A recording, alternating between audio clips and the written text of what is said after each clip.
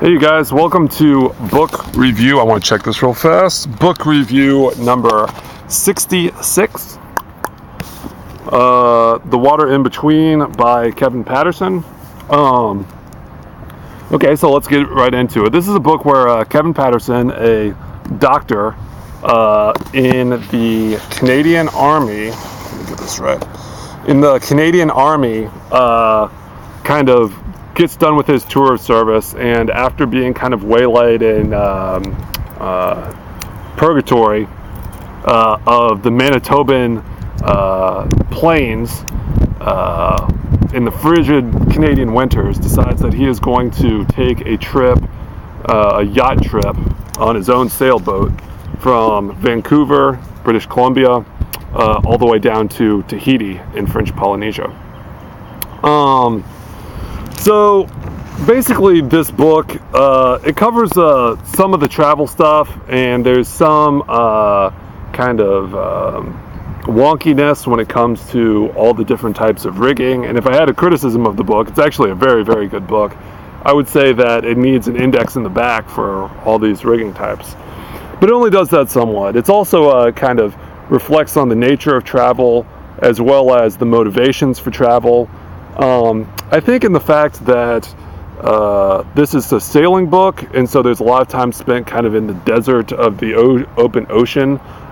It's much more self-reflective in why we travel than, say, some book that's merely observational on, say, riding around trains in China, or, Japanese culture, or, the history of Russia or something like that. So he kind of talks about his own inability with women, as well as his kind of own morose, darkened nature when he's riding this boat. Some of the people that he goes along with, let me see here. Don Lang. So he essentially Kevin Patterson bankrolled this expedition. Now I should say, I think it's because he was a doctor. He trained as a doctor in the Army, and they paid him pretty well. I guess even in Canada, by Canadian standards.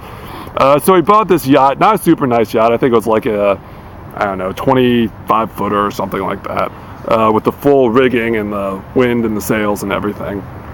And he hires Don Lang, who's more the expert, that teaches him all about the different types of rigging and all that stuff.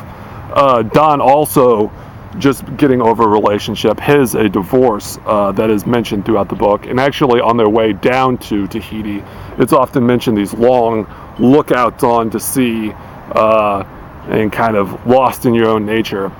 And to fill some of the gaps in here,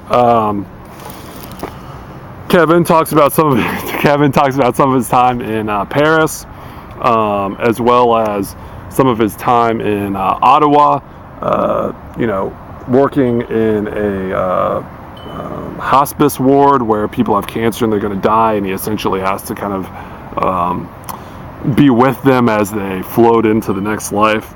Kind of dark. This really was kind of a dark book. But at the same time, I feel that in being honest and reflective about, the nature of relationships, the nature of why we travel, which isn't always these fun, happy resorts, Disneyland type reasons, it really brings an emotional connection to the reader. So they kind of get off course when they go from Vancouver down to Tahiti, initially thinking that they were going to do it in one straight shot. But their rigging, because Kevin is an inexpert, gets torn in a too strong wind where Kevin put too much sail up, and it gets torn, so they have to make a pit stop in Hawaii. Now, one of the things that's interesting about Hawaii that's mentioned in both this book and in Happy Islands of Oceania, which in this book Kevin mentions Happy Islands of Oceania, my most recent review by Paul Thoreau, is kind of the juxtaposition between traditional paradise, like sipping coconuts and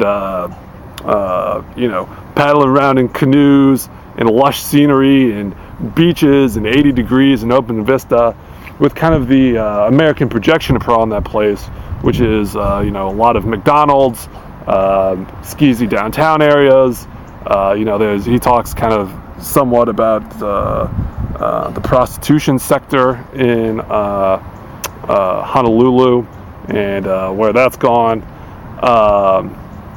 And just kind of the strange combination of hard-worn Americana and laid-back paradise that is Hawaii.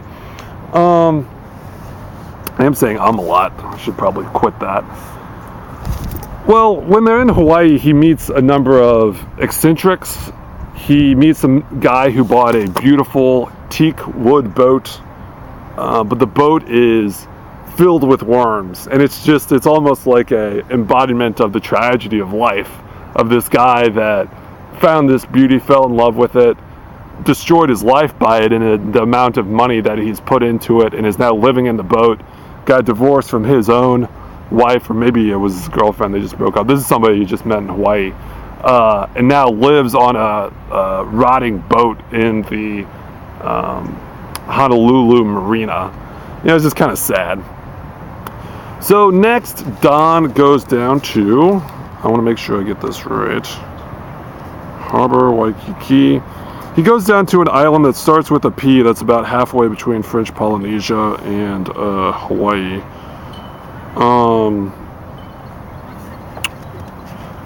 Palmyra, yes. I believe that's what it is.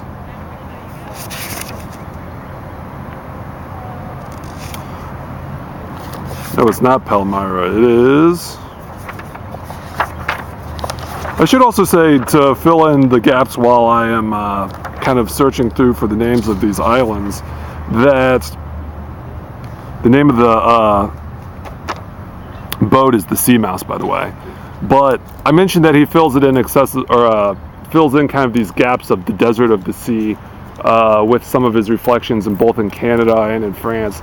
He also fills it in more extensively than any book I've ever read with reflections from other authors, which, I don't know, it's kind of good and bad at the same time. I feel like you're not really creating original material, but rather regurgitating material from previous authors. Chadwick, I mentioned Paul Thoreau. Chadwick's The Songlines, which is a book about traveling around, is mentioned extensively in this book. He mentions other authors that are kind of famous as well. I don't know if he mentions Colin Thurbrand or people like that.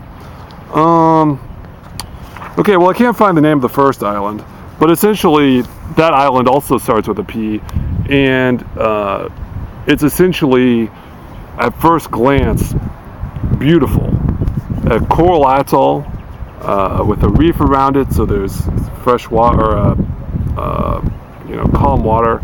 But when he gets ashore, he realizes nobody's there except for a strange man who is paid by the U.S. government to watch the island.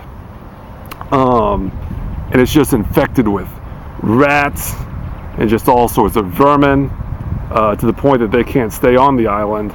And also, he mentions a murder that happened on this island. So if you've read anything, even an article, it doesn't even have to be the book, but an article about this murder, this island is very small, so you can see where all the places where this murder happened, which kind of takes away the feeling of paradise when, you're on the same rock where somebody bludgeoned somebody to death. But anyway, they eventually move on from that island after kind of having a bad experience. Don in particular,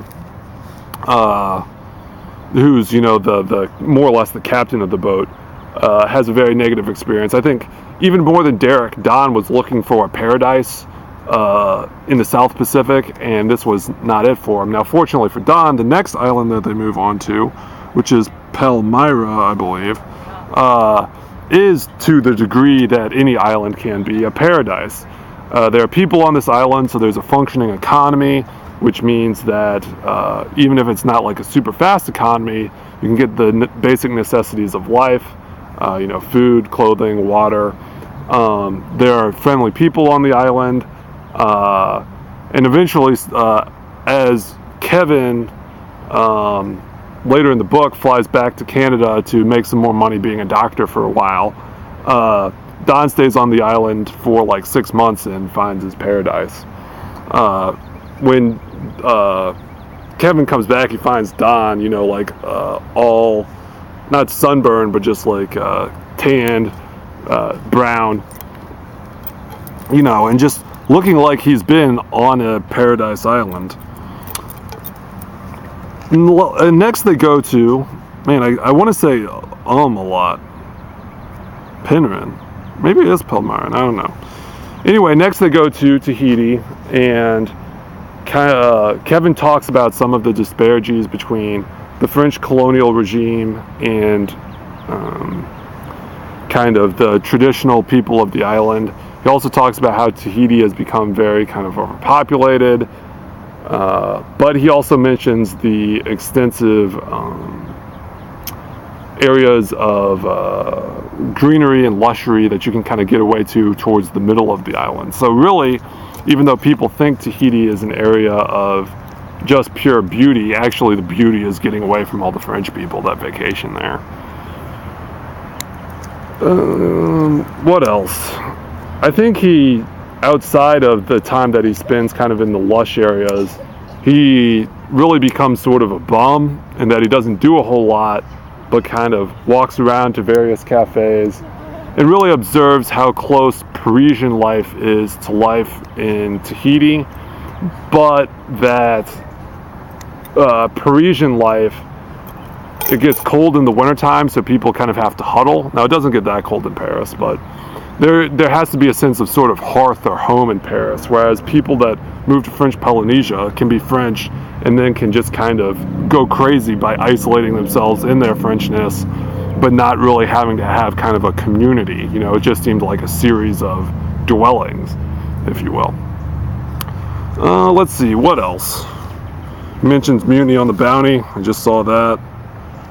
Oh yeah, he picks up,